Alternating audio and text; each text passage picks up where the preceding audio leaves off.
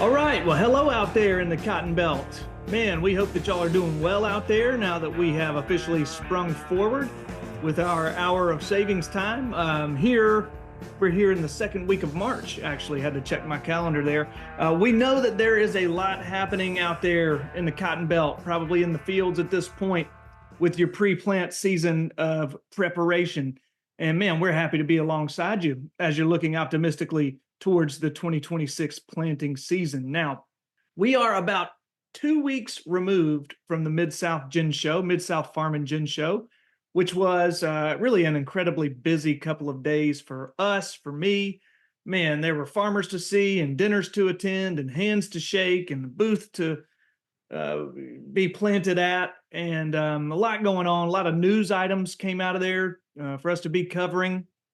We had the Deputy Secretary of USDA giving a speech that we had to cover, and Joe Nicosia and all that fun stuff. And right in the middle of that freaking hurricane of activity, we paused and handed out our Cotton Achievement Award.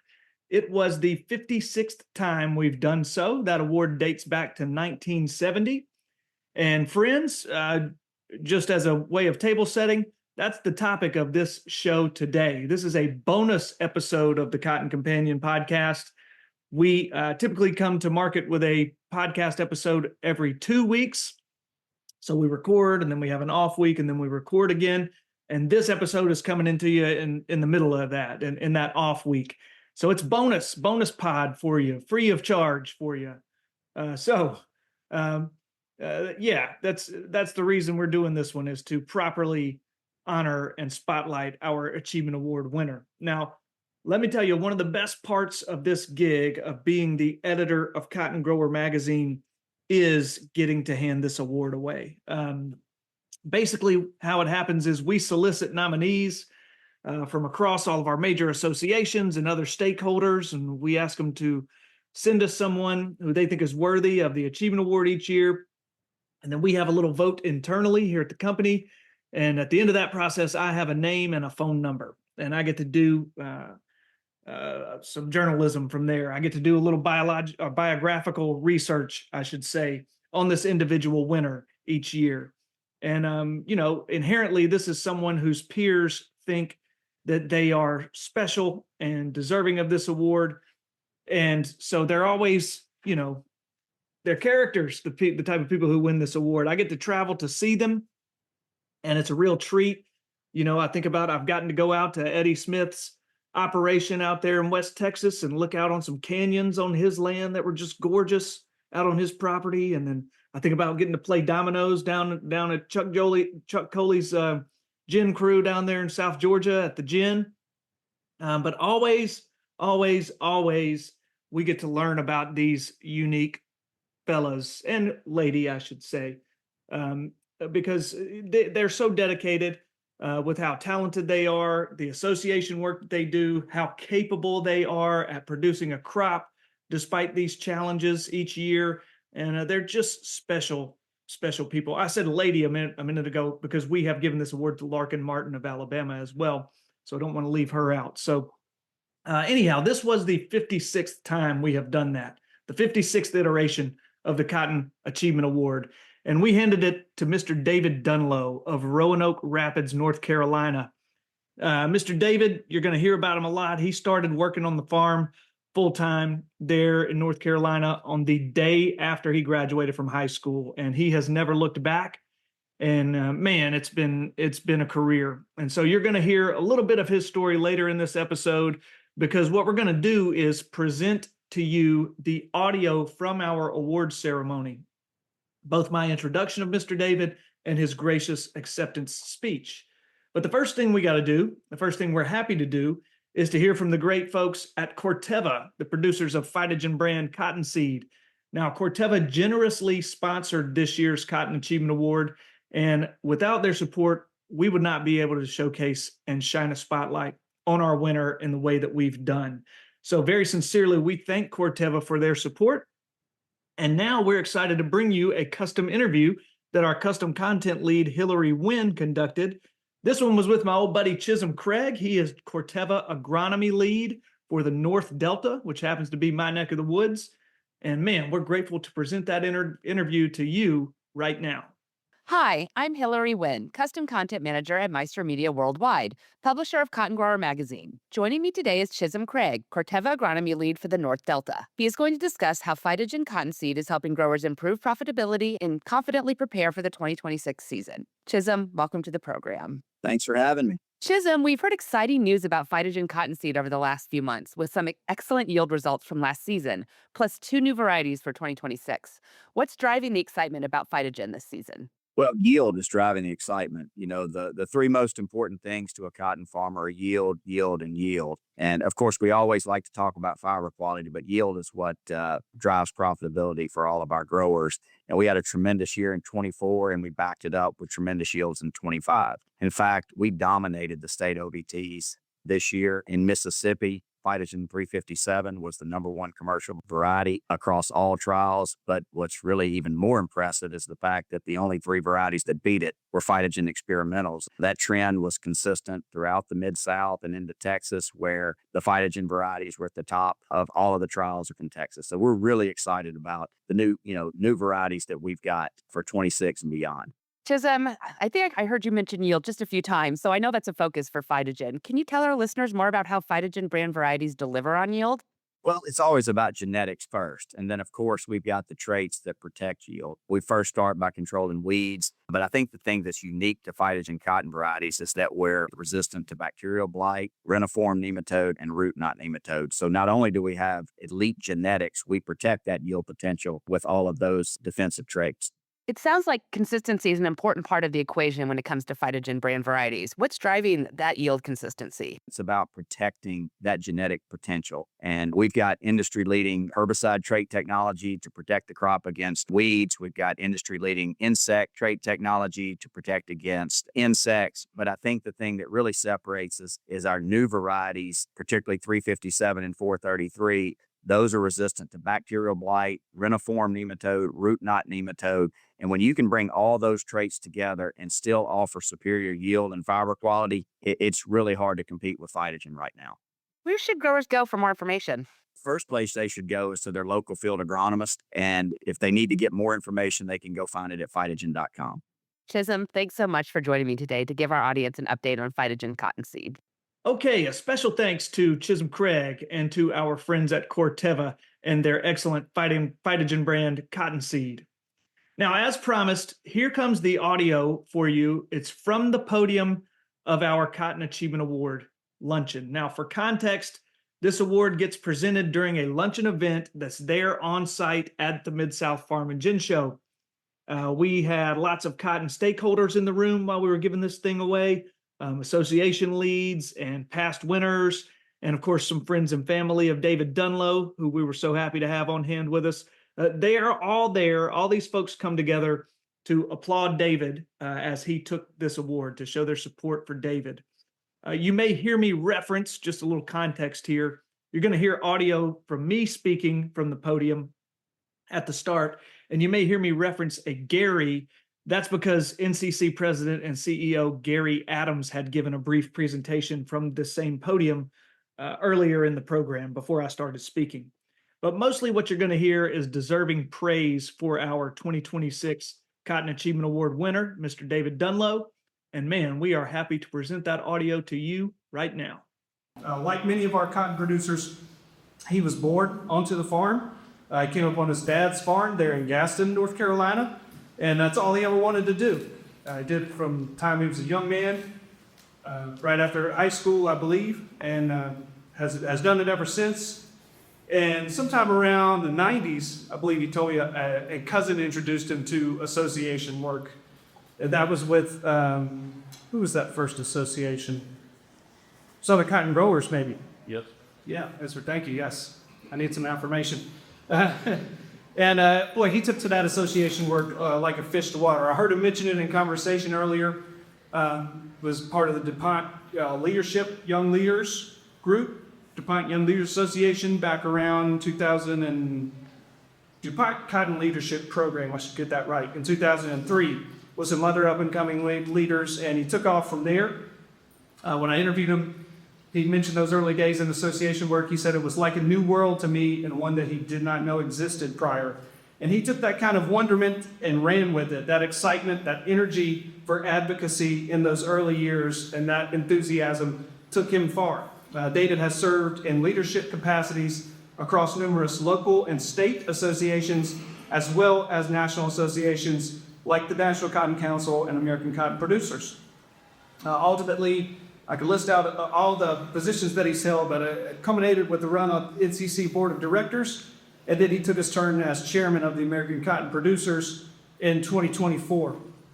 And you heard several folks who nominated David as the first glimpse we get of these people is the nomination forms that come in, and multiple of the nomination forms, and we did get multiple for Mr. David, and they all mentioned his ability to connect and then how talented he is as a communicator, a person who can connect with others. And so I got a glimpse of today in this room as he's camping in the room, shaking everyone's hand. He made sure to go speak to our event coordinator over here and say hello to her. And my gosh, how valuable that must be if you are an association and you need someone to make some connections, say on Capitol Hill or in the state legislature or anywhere like that. He's just a people person, and he has a great talent for the work that he has put in all these years. He mentioned, I should say, some of his most recent accomplishments include advocating for vital disaster relief in his home state of North Carolina following their spate of natural disaster in recent years. And he's also contributed mightily to cotton policy successes. One recent one that you may have heard of were cotton's policy wins as part of the One Big Beautiful Bill Act, which Gary went into detail on. So someone who has been a true asset to our industry, needless to say. I should say that as another example of this man's ability to make a connection, in the weeks that run up to this event, my blood pressure starts to rise, just as an FYI. I'm trying to get people where they need to be. We're talking with the catering service, getting RSVPs in. And I think it was earlier this week, I called Mr. David and I said, hey man, I'm just making sure, I'm sure I was talking 90 to nothing. I just want to make sure you guys got your flight set up and your hotel, you're renting, you got your family squared away. And he just plain spoke as he'd be. He said, Beck, are you sure you got your weeks right? Because my flight's next week. And my heart almost came out of my chest. Oh, well, no, now what? And I started flipping, I started flipping through my calendar. And the next thing I hear is him chuckling on the other. I'm just messing with you. We're good. And that's the type of endearing character that we're dealing with here. Somebody who has fun. Again, I cannot imagine how valuable that must be in association work, that ability to connect. So, man, all of the work that this gentleman has put in over the decades is so admirable, and he is a deserving winner, the 56th winner of the Cotton Grower Cotton Achievement Award, and I would like for y'all to please join me in welcoming Mr. David Dunlow to the stage here. Well, thank you very much. First of all, I want to thank each and every one of them for taking time to come in here and have lunch and spend with me and honoring me. I really, really, really appreciate that. I think, Beck, I had two or three things jotted down here that you spoke about, a couple of them, so my 5-minute talk will be even shorter. But I like to lay things out when I speak of 5 things I have to mention. So as I go along, I'll name them and we'll get close to the end. But first of all, foremost, I'd like to thank my Lord and Savior Jesus Christ for giving me this opportunity to do these things that I've done the last 25, 30 years. Thank my family, my wife, Deborah, my son, William, my daughter, Elizabeth's here, son-in-law, Peyton Yalloway, my cousin, that's not my cousin. He's a daughter-in-law. We have one other son, Daniel, who's in New York. We had a conflict, so, but either way, your families pay a price also when you're out doing, Shane going to these meetings and whatnot, but they sacrifice, and I think I made the comment at the ACP meeting, you know, first started going to these meetings, and, you know, my wife's back home, take care of the kids, the farm, the house, and kids wake up, need to go to school. Where's Dad? He's out on the cotton field, you know. So, but I want to definitely thank my family for giving me this opportunity working with me. I want to tell you the story about how surprised I was, okay? So I'm sitting home in my recliner, and I may have been napping or dozing, you know, and it wasn't Beck, it was Jim that called, and he said, "This is Jim with Cotton Room Magazine." Of course, they told you that I was ACP chairman the last 2 years, and I was like, pretty impressive. I get to make a couple of comments and get in the magazine, you know, because I'm ACP chairman. He says, and then Jim says, and I'm in charge of the Cotton Grower Achievement Award. I said, wow, he may want me to present that this year. I get a free trip, you know. And then he said, Jim says, and David, you were one of the nominees. I said, even better. I get to stand on stage with 6 or 8 people, you know, and get recognized as a nominee. Then he said, you were chosen. And literally, there was silence for like 15, 20 seconds. And Jim said, so I still happy, Dad? I said, hold on, I'm putting it on speakerphone. Tell my wife. That's all I could say. So that was a true story. And I was shocked, thankful, very humble. Never thought in 1,000 years that I would even be considered. But it's all my friends made over the years. And I mean, I just can't thank you enough for this honor. I forgot to say that was number 2, right, Bill? So we're working on number 3 now. Yeah. Okay. So number 3, he alluded to some of the, back in 1991, I think, was our first Southern Cotton Growers meeting. And that's when I began to learn about these cotton organizations.